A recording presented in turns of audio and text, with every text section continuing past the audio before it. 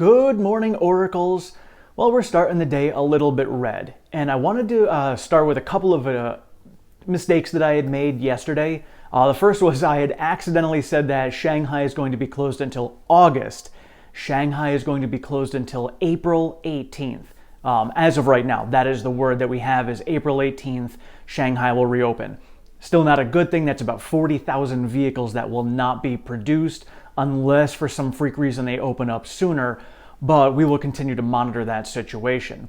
The other thing that I had missed was ahead of what was said by Fed Bullard yesterday as far as what was bringing the market down, we have the Fed minutes today. And the Fed minutes are exactly what ended up tanking the market back in January. I missed this. I totally did not realize that the minutes were coming out today, so my apologies for that. But those are coming out 2 hours before market close today. And so when that happens, we're going to have, probably as I had said, some red to start the day leading up to that because of the uncertainty. Now, when Fed Bullard came out yesterday and said what she did, she's one of the most dovish Fed members out there. And so her going a little bit more on the hawkish side really kind of opened the market's eyes to, ooh, maybe the Fed is going to raise rates 50 basis points in May. And so when the information from the minutes comes out today, perhaps she had made those comments yesterday in relation to the minutes, kind of to soften the blow a little bit. We'll find out 2 hours before market close what are in those minutes. But if we get those minutes and it's really kind of nothing really major, we might see that rally into the end of the day. If not, and it is something significant that really points to a faster rate hike and perhaps running off the balance sheet sooner, then we might see a little bit more panic and the red may continue. And so as far as Tesla is concerned, it's most likely going to be following the macro environment all throughout the day. Despite the fact that we have the Cyber Rodeo tomorrow, we might get a little bit of buying at the end of the day today. But if the minutes come out and the market tanks even more, then there's a good chance Tesla's going to end up coming down with it. Now, the Cyber Rodeo tomorrow, I do have a feeling we're going to have a green day. It's going to be a great event going on down there. We're going to get some information, most likely an unveiling of the Cyber truck again. So a lot of different great positive things that are going to be going on with Tesla tomorrow. So I'm anticipating a green day tomorrow, unless for some reason the market in the macro environment is in such panic mode that everything is selling again. But if that is the case, Tesla probably will weather that storm better than most of the other companies out there. Then when it comes to Friday, again, it's going to be a coin flip as to what's going on with the Fed minutes today and what we get out of the Cyber Rodeo tomorrow. So we'll just pay attention to how that looks tomorrow after the Cyber Rodeo. And now the Cyber Rodeo tomorrow, that is actually going to be starting at 4:20 local time. So that is after market closes. Is it? Yes. Trying to remember what time zone it is there. So it'd be at the very, very end of the day. So we might actually see more after hours movement going on in the stock tomorrow. And then on Friday in reaction to what had transpired at the Cyber Rodeo. So, just paying attention to the timing of some certain things that are going on. So we may actually see a little bit of red earlier in the day on Thursday. Again, still some uncertainty. And again, as we have always said, the market really dislikes uncertainty. And that's where we're at right now. It's the first time we've really had a good amount of uncertainty in the market for about a month now. So it kind of, it's understandable that we're going to be selling off a little bit. So today and tomorrow morning, today in particular, before the Fed minutes come out, might actually be a great buying opportunity for the near term. Then we're going to have the Cyber Rodeo, and then next week we get the CPI, we get the PPI.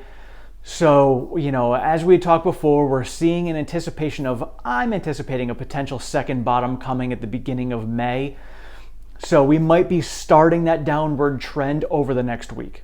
And we did get some leaked information out of Australia. Pricing of the Model Y has leaked out ahead of the anticipated release of the Model Y in Australia. So this is a new market that it will be getting into. Pricing is out. And so we will see how this fares over there. Obviously, we look like it's going to be shipping from Shanghai over to Australia to fill that market, which is relatively close considering Shanghai and Australia, which is nice. So now a lot of the deliveries that we're going to be going over to Europe will be able to go to Australia.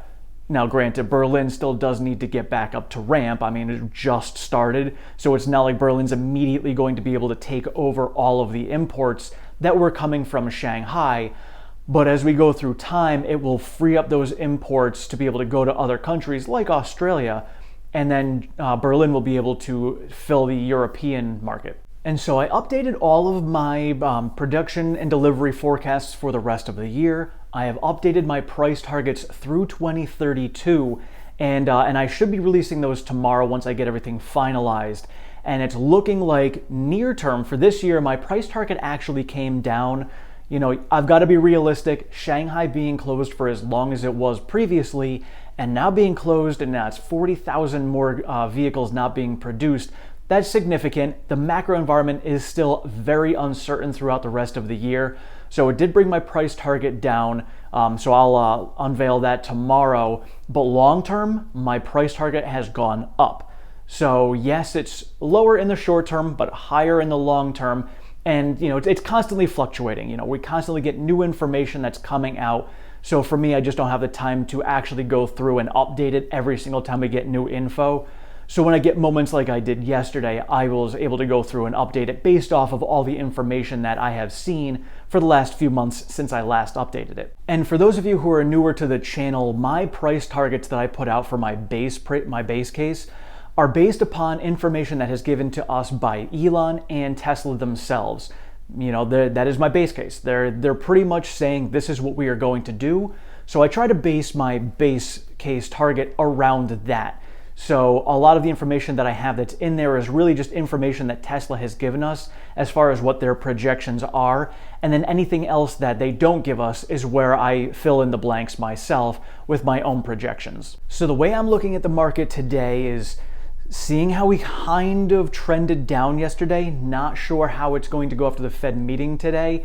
So a lot of the stocks that I have that I'm uncertain about, I'm probably going to be freeing up some cash in anticipation of this second dip that's coming, so that this way I can buy in more heavily near the end of April. Now, near the end of April, we're going to have the Q1 earnings report for Tesla, which we are anticipating being very good. So this way I'm going to have money freed up for when that happens, because for me, just like we saw in the first quarter when it comes to Tesla, we can see a lot of great fundamental progress going on with the company, but the market isn't going to care and the price is going to come down.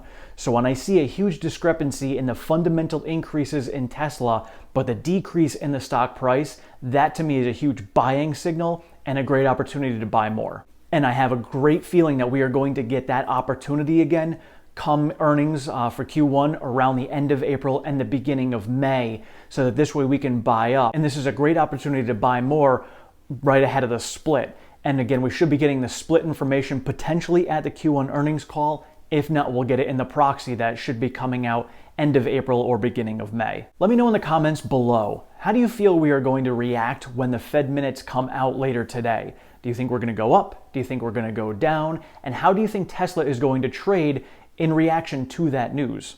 Thank you all so much for watching. I appreciate all of your support and feedback. If you have not subscribed, please do so down below. Sign yourself up for notifications. I am over on Twitter at OracleTim1. I share all of the latest Tesla news, pertinent stock market information, and all of my daily trades.